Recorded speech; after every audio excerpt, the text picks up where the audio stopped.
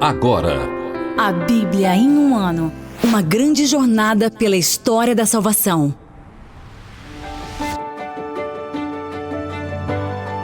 Em nome do Pai, e do Filho e do Espírito Santo. Amém.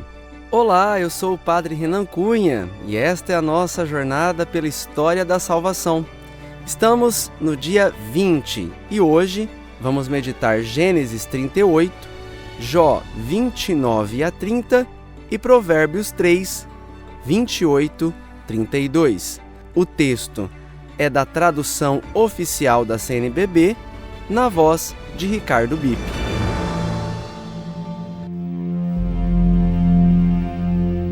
Tamar mais justa que Judá. Gênesis 38. Por esse tempo, Judá desceu de onde estavam seus irmãos e estabeleceu-se junto a um homem de Odolã, de nome Hira. Ao ver ali a filha de um cananeu chamado Sué, tomou-a por mulher e se uniu a ela. Ela ficou grávida e deu à luz um filho, e ele lhe chamou Her. Ela ficou grávida novamente e deu à luz outro filho, e ela lhe chamou Onã. Tornou a engravidar e deu à luz mais um filho, e ela chamou Sela. Quando ela deu à luz, Judá achava-se em Cassib. Judá escolheu para Her o primogênito, uma mulher chamada Tamar. Mas Her, primogênito de Judá, desagradou ao Senhor, e o Senhor o fez morrer. Então Judá disse a Onã: une-te à mulher de teu irmão para cumprir a obrigação de cunhado e suscitar uma descendência para teu irmão. Mas Onã sabia que não seria sua descendência. Por isso, quando se unia à mulher do seu irmão, derramava o sêmen na terra para não dar descendência a seu irmão. O que Onã fez desagradou ao Senhor, o que o fez morrer também. Judá disse então à sua nora Tamar: fica como viúva em casa de teu pai, até que teu filho Sela se torne adulto. Dizia isso pensando: temo que também este morra como os seus irmãos. E assim Tamar ficou morando na casa do seu pai. Tempos depois, morreu a filha de Sué, mulher de Judá. Passado o luto, Judá subiu com seu amigo Hira de Odolã para a tosquia de seu rebanho em Tâmina. Comunicaram a Tamar, dizendo: olha, teu sogro foi a Tâmina para tosquear seu rebanho. Entretanto, Tamar havia percebido que Sela já se tornara adulto sem que ela lhe fosse dada por mulher. Por isso, trocou seus trajes de viúva, cobriu-se com um véu e, assim disfarçada, sentou-se à entrada de Enaim, no caminho de Tâmina. Judá viu-a e tomou-a por uma prostituta, pois estava com o rosto coberto. Desviou-se até ela no caminho e disse-lhe: deixa-me unir contigo. Com efeito, não havia notado que era a sua nora. Ela perguntou: que me darás para unir-te contigo? Ele respondeu: vou mandar-te um cabrito do rebanho. Ela lhe disse: só se me deixares uma garantia até que o mandes. Que garantia queres que te dê? Perguntou ele. Ela respondeu: teu sinete, o cordão e o bastão que trazes na mão. Ele os entregou e uniu-se a ela, que ficou grávida. Depois ela levantou-se e foi embora, tirou o véu e retomou suas vestes de viúva. Mais tarde, Judá mandou o cabrito por intermédio de seu amigo de Odolã, que devia retomar a garantia das mãos da mulher. Ele, porém, não a encontrou.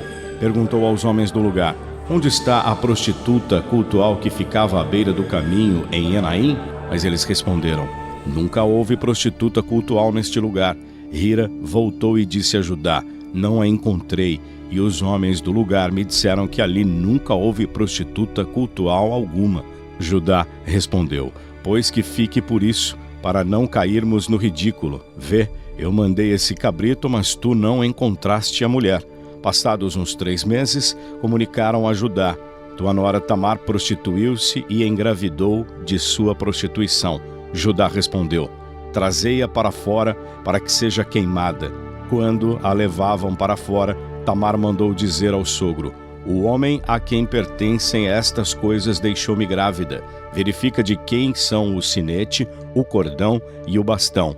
Judá os examinou e disse: ela é que é justa, não eu. De fato, eu não a dei a Sela, meu filho, e ele não tornou a conhecê-la. Aconteceu que, chegada a hora do parto, ela trazia gêmeos no ventre. Durante o parto, um deles pôs uma das mãos para fora. A parteira pegou a mão e atou-lhe um fio vermelho, dizendo: "Este foi o primeiro a sair." Mas ele recolheu a mão e saiu o irmão dele. A parteira disse então: "Que brecha abristes para ti?" E lhe deu o nome de Farés. Depois saiu o irmão com o fio atado à mão, e ela o chamou Zara.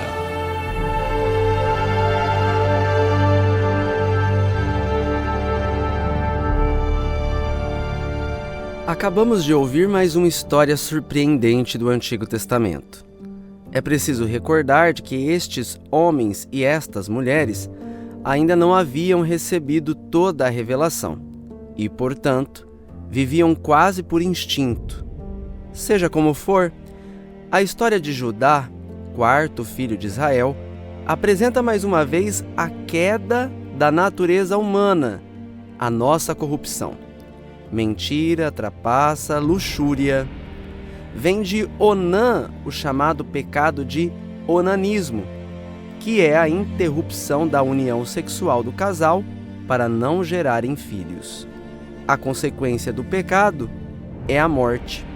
Apesar de tudo, o Evangelho de Mateus menciona essas personagens na genealogia de Nosso Senhor Jesus, Tamar e também Betsabeia, com quem Davi pecou, e Raabe, que era prostituta. Com isso, vemos como Deus pode fazer maravilhas e tirar o bem do mal, embora isso não torne nossos pecados coisas bonitas. Sempre precisamos de conversão para louvar a Deus na alegria e na tristeza. Na história de Jó, que vamos ouvir agora, tiramos esta lição.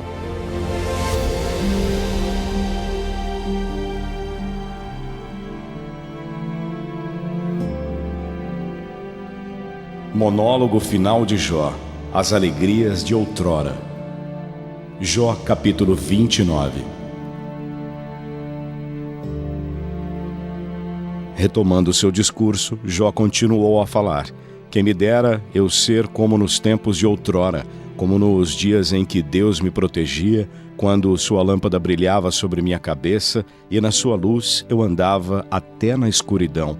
Tal era eu nos dias de minha adolescência, quando Deus era familiar, a minha tenda, quando o Poderoso ainda estava comigo e ao meu redor estavam meus filhos, quando banhava meus pés com leite e a rocha derramava para mim rios de azeite, quando me dirigia à porta da cidade e na praça ocupava o meu assento. Os jovens, ao ver-me, retiravam-se e os anciãos se levantavam e ficavam de pé. Os chefes interrompiam suas conversas e punham o dedo sobre a boca. A voz dos chefes se calava e a sua língua se colocava ao céu da boca. Quem me ouvia me felicitava e quem me via dava bom testemunho de mim, porque eu socorri ao pobre que clamava e ao órfão que não tinha quem o ajudasse. A bênção do moribundo vinha sobre mim e eu alegrava o coração da viúva. Eu me cobria da justiça e ela me revestia. Meu direito era o meu manto e diadema. Eu era os olhos do cego e os pés do coxo. Eu era o pai dos pobres e com cuidado examinava a causa do desconhecido. Eu quebrava o queixo do iníquo e dos seus dentes arrancava a presa e dizia: no meu pequeno ninho morrerei e como a palmeira multiplicarei meus dias. Minha raiz estendeu-se até as águas e o orvalho permanece nos meus ramos. Minha glória sempre se renovará e o meu arco será restaurado na minha mão. Os que me ouviam sentiam-se lisonjeados e calavam-se atentos ao meu conselho. Não ousavam acrescentar coisa alguma às minhas palavras e sobre eles, gota a gota, caía o meu discurso. Esperavam-me como se espera a chuva e abriam a boca como para a chuva tardia. Quando eu sorria para eles, quase não acreditavam e a luz do meu rosto não caía por terra. Quando queria visitá-los, sentava-me por primeiro, acampando como rei, com o exército ao redor. Eu reconfortava os aflitos.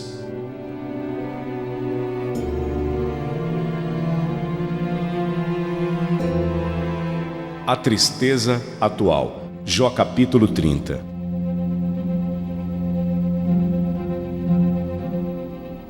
Mas agora zombam de mim os mais jovens do que eu, cujos pais eu não teria contato entre os cães do meu rebanho.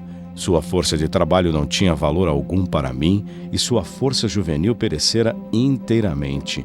Consumidos pela miséria e fome, eles roíam o que encontrassem na solidão. No período noturno, tornavam-se um turbilhão devastador. Mastigavam ervas e brotos das árvores e as raízes do mato eram seu alimento.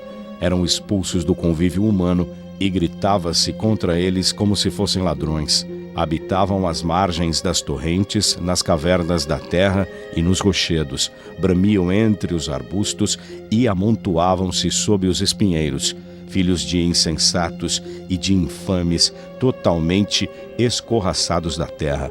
Agora, porém, tornei-me sua canção de desprezo, motivo de piada para eles. Abominam-me e fogem para longe de mim, e não receiam cuspir-me no rosto.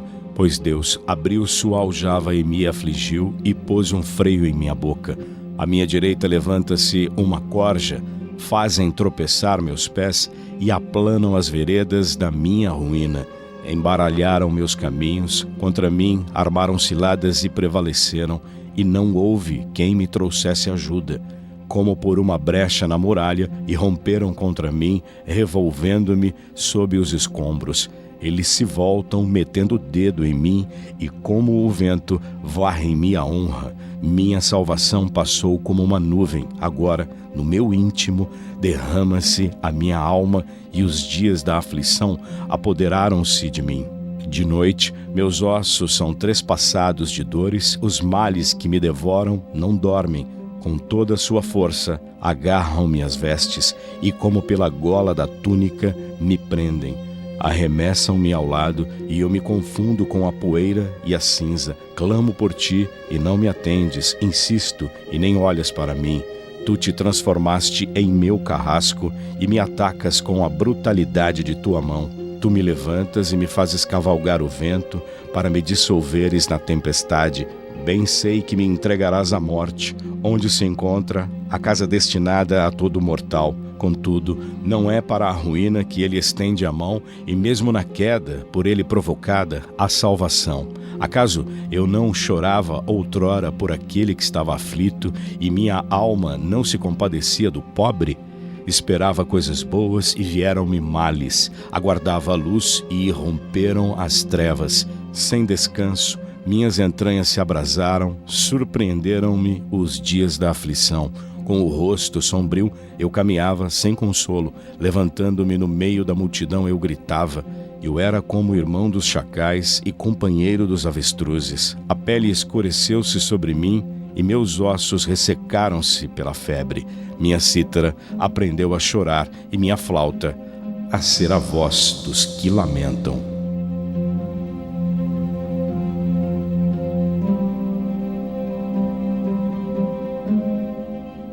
Na carta encíclica Salvifici Doloris, o Papa São João Paulo II dedica alguns parágrafos justamente à história de Jó.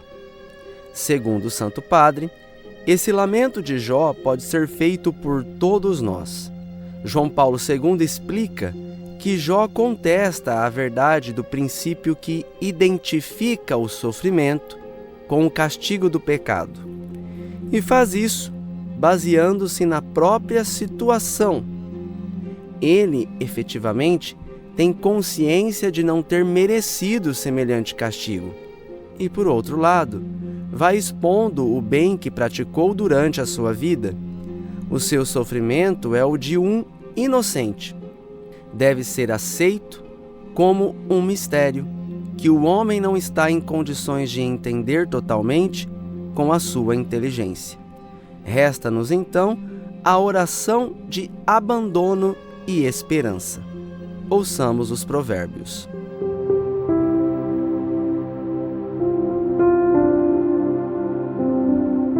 Provérbios 3, 28 a 32, generosidade para com o próximo. Não digas ao amigo: volta depois, amanhã eu te darei, se podes atender logo. Não trames o mal contra o amigo, quando ele vive contigo cheio de confiança. Não abras processo contra alguém sem motivo, se não te fez mal algum. Não invejes a pessoa injusta e não imites nenhuma de suas atitudes, pois o Senhor detesta o perverso, mas reserva sua amizade aos íntegros.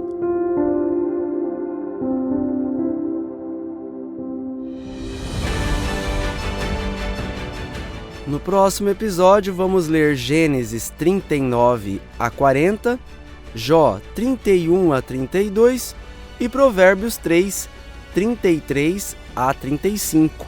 Deus abençoe a todos e até lá. Tchau! Você ouviu na Bom Jesus FM, a Bíblia em um ano. Uma produção adaptada do podcast Bible in a Year, do padre Mike Schmitz.